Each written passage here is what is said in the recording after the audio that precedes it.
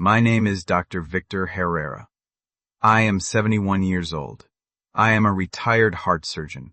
I saved thousands of lives during my career. I worked at some of the best hospitals in the country. I trained dozens of young doctors who went on to become leaders in their fields. I wrote research papers. I gave lectures. I won awards. I was respected. I was admired. I was a man of great achievement, but none of that mattered. None of it prepared me for what my children did to me. I want to tell you my story. It is a story of betrayal, pain, and ultimately, justice. It is a story about karma, about how the universe has a way of balancing the scales. It is a story about a father who was forgotten and a father who fought back. I sit here today in my small apartment in Miami, Florida. The sun is shining through my window. The palm trees are swaying in the breeze. It is a beautiful day. But I am not thinking about the weather. I am thinking about my children. I have 3 children. The oldest is Fernando. He is 45 years old. He is a successful businessman. He owns a chain of car dealerships. He has a big house, a beautiful wife, and 2 children. He has everything he ever wanted. Everything except a conscience. The second is Gabriela. She is 42 years old. She is a lawyer. She works for a prestigious firm in New York. She makes a lot of money. She has a penthouse apartment overlooking Central Park. She has a wardrobe worth more than most people make in a year. She has everything she ever wanted, everything except a heart. The youngest is Ricardo. He is 38 years old. He is the only one who ever showed me any real love. He is not as successful as his siblings. He works as a high school teacher. He makes a modest salary. He lives in a small apartment. He drives an old car. He doesn't have much money, but he has something his siblings lack. He has a soul. I raised these children alone after my wife died. She passed away when Ricardo was only 10 years old. I was heartbroken. I was devastated, but I didn't let my grief destroy me. I focused on my children. I worked hard to provide for them. I made sure they had everything they needed. I paid for their education. I helped them start their careers. I gave them love, attention, and support. And how did they repay me? By forgetting I existed. It started slowly. First, the phone calls became less frequent. Then they stopped coming to visit. Then they stopped inviting me to holidays. At first, I made excuses for them. They were busy. They had their own lives. They had their own families. I understood. I was a reasonable man. I didn't want to be a burden. But eventually, I started to notice the pattern. They weren't just busy. They were avoiding me. They didn't want me in their lives. I was an inconvenience. I was a reminder of their mother's death. I was a reminder of the sacrifices they had made, the struggles they had endured. They wanted to forget the past. They wanted to forget me. I remember the day I realized the truth. It was my 65th birthday. I was sitting in my empty house, waiting for the phone to ring. I had told myself my children would call. I had told myself they would come to visit. I had told myself they would at least send a card. But nothing came. No calls, no visits, no cards, no gifts. The day passed in silence. I ate a frozen dinner alone. I watched television alone. I went to bed alone. I felt like a ghost in my own life. The next day, I saw a post on social media. It was a photo of Fernando and his family at an expensive restaurant. They were celebrating something. The caption read, "Family dinner with my beautiful family." There was no mention of me. No mention of their father. I wasn't in the photo. I wasn't in their lives. I felt a coldness spread through my chest. It wasn't sadness. It was something else. Something darker. Something I had never felt before. I felt betrayed. I felt used. I felt like I had been thrown away like garbage. A few weeks later, I got a call from Gabriela. I was surprised. She rarely called me. She usually sent emails or text messages. A phone call was unusual. "Father," she said. Her voice was flat, professional. "I need to talk to you about something important." "What is it?" I asked. "Fernando and I have been talking," she said. We think it's time for you to move into an assisted living facility. There's a very nice one in the city. We've already looked into it. It's clean. It's safe. You would be comfortable there. I felt like I had been punched in the stomach. An assisted living facility? You want to put me in a home? We think it's for the best, she said. You're getting older. You can't take care of yourself like you used to. We worry about you. Gabriela, I said slowly. I am a doctor. I take care of myself. I go to the gym 3 times a week. I eat healthy. I see my doctor regularly. I am in perfect health. I don't need to be put in a home. We just think it would be better, she said. You would have company. You would have activities. You would be safer. Safer? I laughed bitterly. Safer from what? From you, from your neglect, from your indifference? Father, that's not fair. Fair? I said. You want to talk about fair? Let me tell you what's fair. I worked my entire life to provide for you. I paid for your education. I paid for your wedding. I helped you buy your first house. I gave you everything I had, and now, when I'm old and alone and need you the most, you want to throw me away like garbage? Father, that's not what we're trying to do. Then what are you trying to do? I shouted. What do you want from me? What more do you want me to give? Gabriela was silent. I could hear her breathing, could hear the guilt in her silence. Listen to me, I said, my voice cold and hard. I am not going to an assisted living facility. I am not going anywhere. This is my house. I bought it with my own money. I paid for it with my own sweat. It belongs to me, and I will stay here until I die. If you don't like it, that's your problem. And if you try to force me out, I will fight you. I will fight you with everything I have. I am a doctor. I know the law. I know my rights. Try me. I hung up the phone. My hands were shaking. My heart was pounding. I had never spoken to my children like that before. I had always been patient. I had always been understanding. But I was done being patient. I was done being understanding. I was done being invisible. The next day, I received a visit from Fernando. He came to my house without warning. He had a suitcase in his hand. He had a cold expression on his face. Father, he said, I've come to take you to the facility. It's time. I looked at him. I looked at the suitcase. I looked at his cold, determined face. I realized he wasn't joking. He wasn't just talking. He was actually going to try to take me by force. Fernando, I said slowly, I told you I'm not going anywhere. You can't make me go. Yes, I can, he said. You're old. You're forgetful. You're not in your right mind. I have power of attorney. I can make decisions for you. I felt the blood drain from my face. Power of attorney? When did you get power of attorney? 2 years ago, he said. When you were in the hospital after your heart attack, you signed it without reading it. You trusted me. That was your mistake. I couldn't believe it. I had been betrayed. My own son had tricked me into signing over my rights. He had been planning this for years. He had been waiting for the right moment to strike. Fernando, I said, my voice trembling with rage. You son of a bitch, you planned this. You planned everything. You wanted to take my house. You wanted to take my money. You wanted to take everything. Your money is going to be mine eventually, he said coldly. I'm just making sure I get it before you waste it all on frivolous things. I felt a cold rage wash over me. It was a rage I had never felt before. It was a rage that made me want to kill him. But I knew I couldn't kill him. I couldn't give him that satisfaction. I had to find another way. I had to find a way to fight back.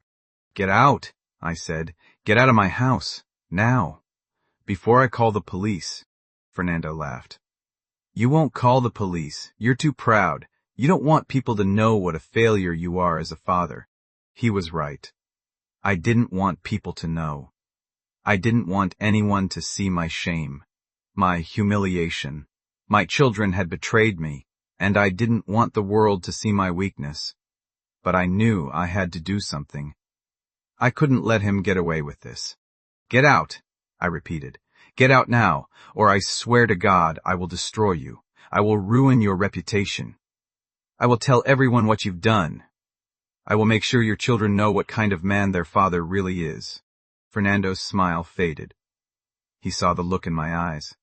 He saw the rage, the determination, the willingness to burn everything to the ground. For the first time, he looked afraid. "You wouldn't dare," he said. "Try me," I said. He left.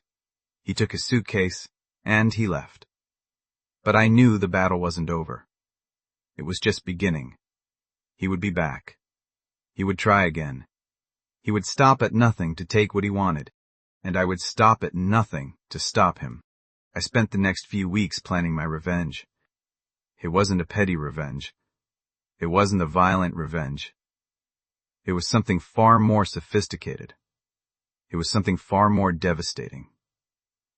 I was going to take everything from my children. Everything they had stolen from me. Everything they thought they deserved. I was going to take it all away. First, I contacted a lawyer. Not my usual lawyer. He was too close to the family. I contacted a lawyer I had met years ago at a medical conference. His name was Eduardo Rios. He was a specialist in elder law and estate planning. He was ruthless. He was brilliant. He was exactly what I needed. I met Eduardo at his office. I told him everything. I told him about my children. I told him about their betrayal. I told him about the power of attorney. I told him about the assisted living facility. I told him about the years of neglect and abuse. Eduardo listened to everything. He didn't interrupt. He didn't judge. He simply listened, nodding occasionally. "Dr. Herrera," he said when I finished, "this is a very serious situation. Your son has power of attorney. That gives him significant legal authority over your affairs. But it doesn't give him unlimited authority. He can't just take your property without cause. He can't just put you in a facility without your consent. He has to act in your best interests. And from what you've told me, he hasn't been acting in your best interests." "So what can I do?" I asked. "We can challenge the power of attorney," he said. "We can argue that it was obtained fraudulently. We can argue that you were not in the right state of mind when you signed it. We can take him to court. And what about my other children? What about my daughter?" "Gabriela?" Eduardo said. "From what you've told me, she's complicit in this. She knew what Fernando was doing. She helped him. She's just as guilty as he is." I nodded. I knew he was right. Gabriela was just as guilty. She had known about the power of attorney. She had known about the facility. She had never tried to stop him. She had never defended me. She had simply stood by and watched. "What about Ricardo?" I asked. "Ricardo?" Eduardo said. "From what you've told me, he's different. He's the only one who has shown you any loyalty." "Yes," I said. "He's the only one who still loves me. He's the only one who visits me. He's the only one who calls me just to check in." Eduardo nodded. "Then he is the one who will benefit from my plan." I looked at him in surprise. "Your plan?" Eduardo smiled. "I have a plan, Dr. Herrera. A plan that will allow you to get your revenge while also helping the one child who deserves it." He spent the next hour explaining his plan to me. It was brilliant. It was devious. It was absolutely perfect. It would take time, but it would be worth it. By the time it was over, my children would understand exactly what they had done. They would understand the full weight of their betrayal. The first step was to transfer the power of attorney from Fernando to Ricardo. Eduardo argued that Fernando had abused his authority. He had tried to force me into a facility against my will. He had attempted to sell my property without my consent. He had acted entirely in his own interests, not mine.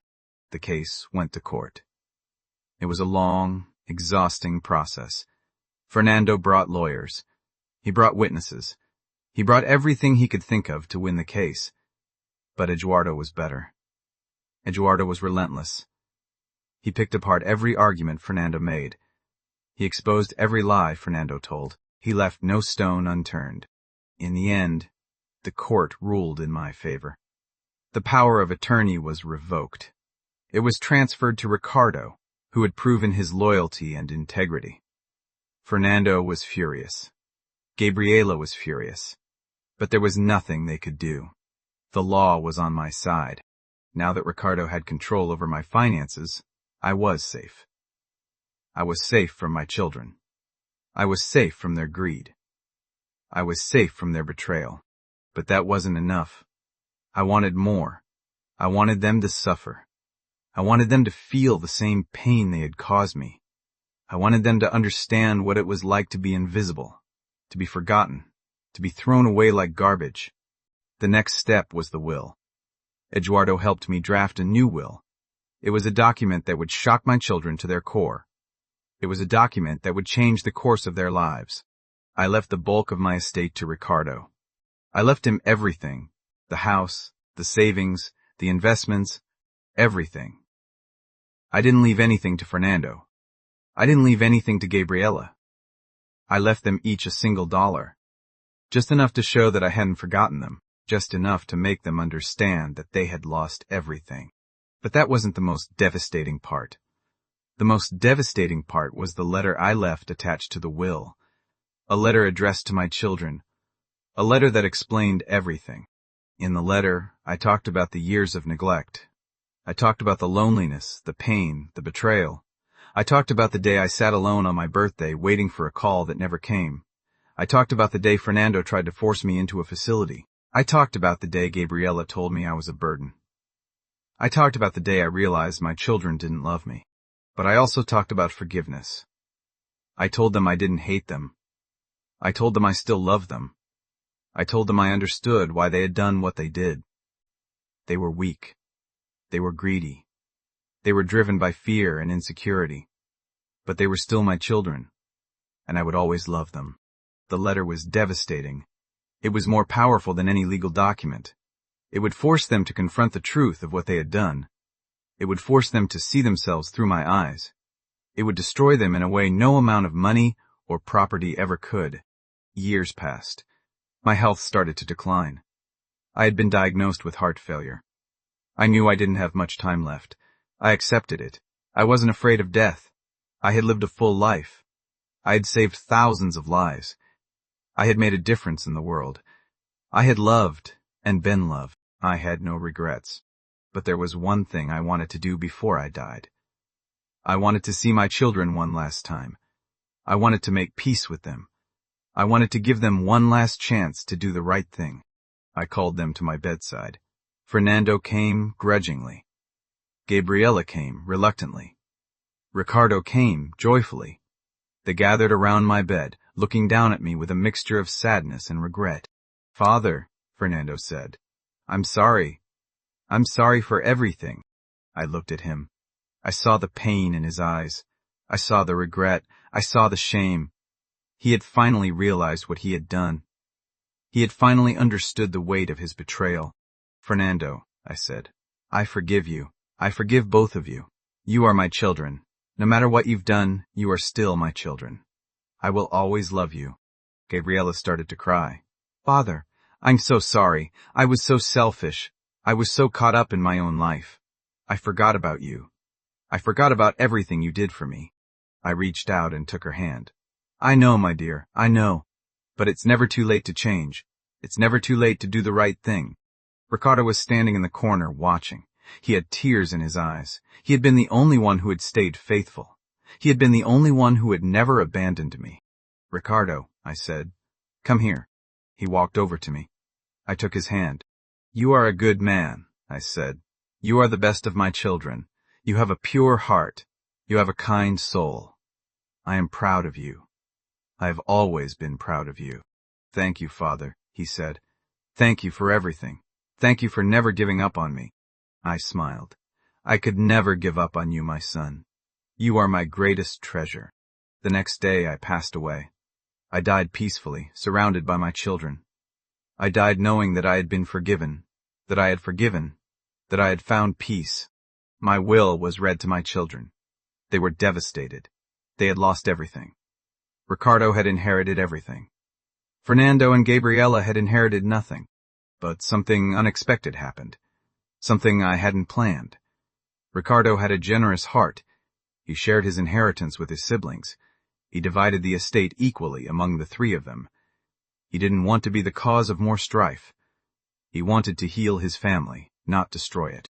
Fernando and Gabriela were amazed. They had expected him to keep everything. They had expected him to gloat.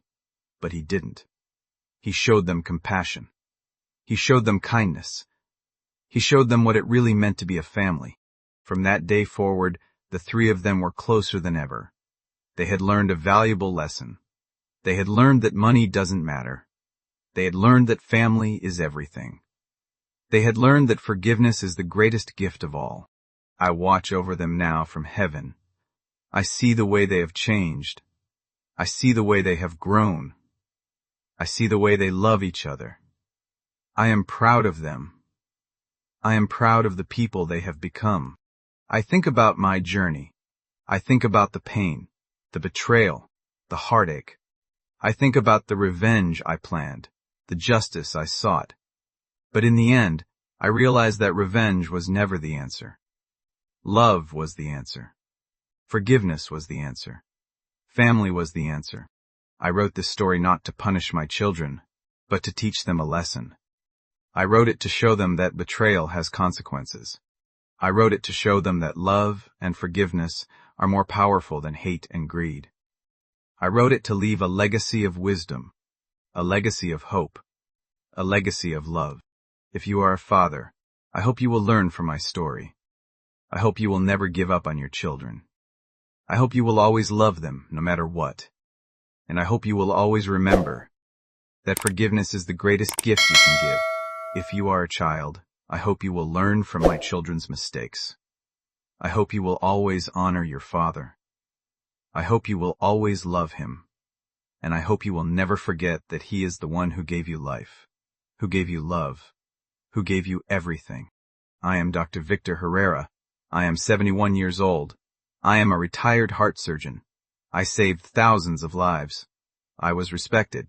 I was admired. I was a man of great achievement. But none of that matters. What matters is the love I have for my children. What matters is the forgiveness I have given them. What matters is the legacy I have left behind. I am a father, and I am proud of it. The end.